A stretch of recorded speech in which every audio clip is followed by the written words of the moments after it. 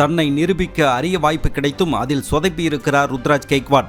Chennai super Kings அணியின் captain என்ற புகழ் ஒரு பக்கம் இருந்தாலும் இந்திய அணியில் நிலையான இடம் கிடைக்காமல் தவித்து வருகிறார் ருத்ராஜ் கெய்க்வாட். இந்திய டெஸ்ட் அணி இந்திய ஏ அணியுடன் ஒரு பயிற்சி போட்டியில் விளையாடி வருகிறது. இந்திய ஏ அணியில் இடம்பெற்றிருக்கும் ருத்ராஜ் கெய்க்வாட், சர்பராஸ் கான் போன்ற வீரர்களுக்கும் இது தங்களை நிரூபிப்பதற்கான ஒரு வாய்ப்பாகவும் அமைந்திருக்கிறது.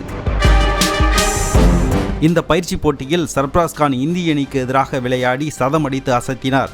அதே சமயம் ருத்ராஜ் சொற்ப ரன்களில் ஆட்டமிழந்து ஏமாற்றம் அளித்திருக்கிறார்.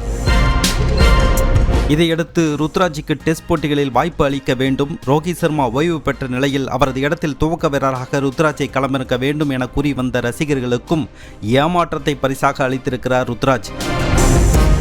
இந்திய டெஸ்ட் அணியில் வாய்ப்பு கிடைக்காவிட்டாலும் இந்திய ஏ அணியில் ஆடும் வாய்ப்பு கிடைத்ததால் அதில் சிறப்பாக ஆடி தன்னை நிரூபித்து அவர் இந்திய அணியை நெருங்குவார் என எதிர்பார்க்கப்பட்டது.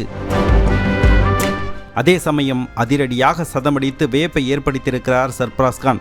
அவர் 76 பந்துகளில் 101 ரன்கள் சேர்த்து மிரட்டியிருந்தார். எனவே இந்திய டெஸ்ட் அணியில் ஏதேனும் ஒரு வீரருக்கு காயம் ஏற்பட்டால் சர்பராஸ் கானை மாற்று வீரராக சேர்க்க வேண்டும் என்ற நிலை ஏற்பட்டுள்ளது.